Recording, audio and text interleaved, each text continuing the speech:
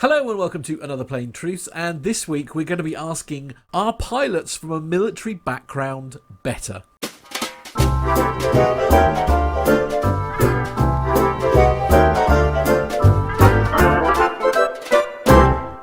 Joining me, as always, to answer that highly controversial question is the legend that is Captain Al. Hi, Captain Al.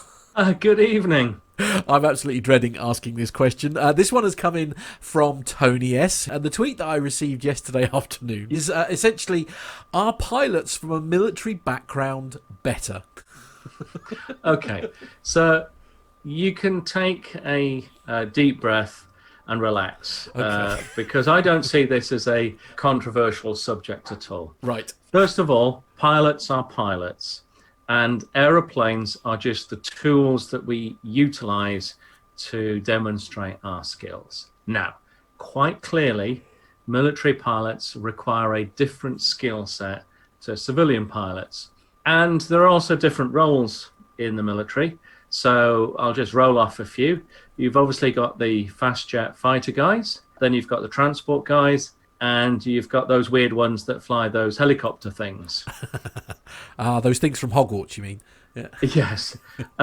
So let's have a look at some aspects of that. Now, first of all, I can't speak on authority on this subject because I've never been a military pilot.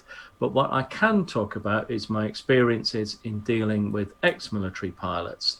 So, quite clearly, if you are a fast jet pilot, you are used to operating at high speed with quite aggressive maneuvering tendencies. So, lots of G pulling and quite sort of combative by nature in how you operate the airplane. That's what it's designed for. It's designed to be thrown around the sky. Nobody in first class on an airliner will thank you for pulling 8G at 400 miles an hour in some sort of weird Top Gun maneuver. Okay, that just is not acceptable. It's not going to be tolerated. And equally, when defending, Queen and country, sat there, straight and level, having a cup of tea and eating your chocolate hobnob is not going to win you the war. Right. So very, very different skill sets. So let's have a look about how military pilots cope in the civilian world. So quite often, military pilots have difficulty in adapting. They have no problems with the flying aspects because that's common to us all. We all know, push the stick forward, cows get bigger, pull the stick back, cows get smaller. That's the same across all of it. One of the areas that quite often is an issue is the aspects of being a commercial pilot. So things like passenger handling and all of the protocols, phraseology that we have. I'll come back to phraseology again in a minute, and just the basic mechanics of being an airline pilot. Another issue that some of the military guys have is that if they were single seat fast jet, they're not used to working as part of a team, as a 2 or 3 crew team. Very rarely 3 crew these days. So when we look about how an aircraft is operated in a civilian airliner capacity, the whole thing is designed for 2 pilots. Yes, you've got a captain and a co-pilot, first officer, senior first officer, whatever, but we work together very much as a team. Now, the way that the dynamics work in fast jets, whether it be single seat especially, or slightly less so in a 2-seat aeroplane jet fighter, is that the roles are quite different. You don't have 2 pilots in a military fast jet. You'll have like a navigator in inverted commas, but actually a systems operator, the warfare guy. And then you've got the guy who is flying the aeroplane to get you there to set off the bombs and rockets or whatever. We have 2 pilots working together. So one of the problems that some of the military guys have is that of adapting to that kind of environment. Right. So I don't want to be unduly negative on the ex-military guys. So what are they good at in the civilian world? Well, first of all, they're good pilots. Secondly, they're very good at dealing with things that have been talked about quite a lot recently, which is dealing with upset recovery, because a lot of their training is at the edge of the envelope, pushing it to the limit, the Top Gun type stuff, which we don't do as commercial airline pilots unless things go horribly wrong. So they're very good at doing that because they have practiced and practiced and practiced these sort of things so that the recovery techniques become instinctive. We in the civilian world have had some upset type events, so we're doing more and more training so that the responses can be instinctive.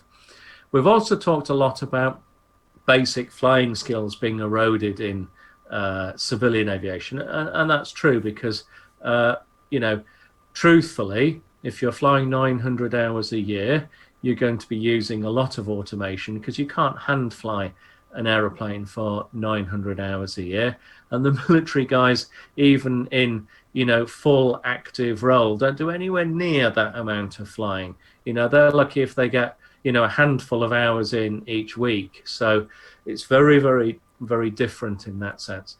Let's have a look about, do civilian guys work well in the military? The reverse of what we've talked about. And yeah, funnily enough, we've got the same basic skills. So yeah, you can take someone who used to fly airliners and go and put them in the military. Typically, it tends not to be the fast jet roles because that's a bit of a young guy's thing, to be truthful. And, the other aspect is, why would you want to take a huge pay cut and go and fly for the military?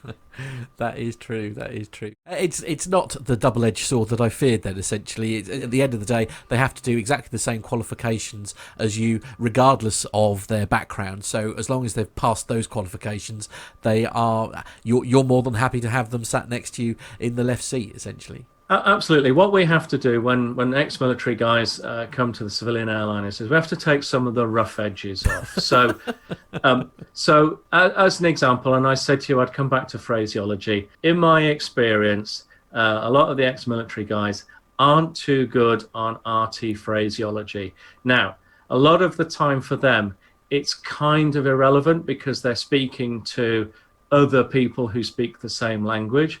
Whereas, of course, for us, we're lucky English is our mother tongue, but now we're talking to Spanish ATC, Italian ATC, Russian ATC, Chinese ATC. So the phraseology has to be spot on. So that's one area that often they get picked up on.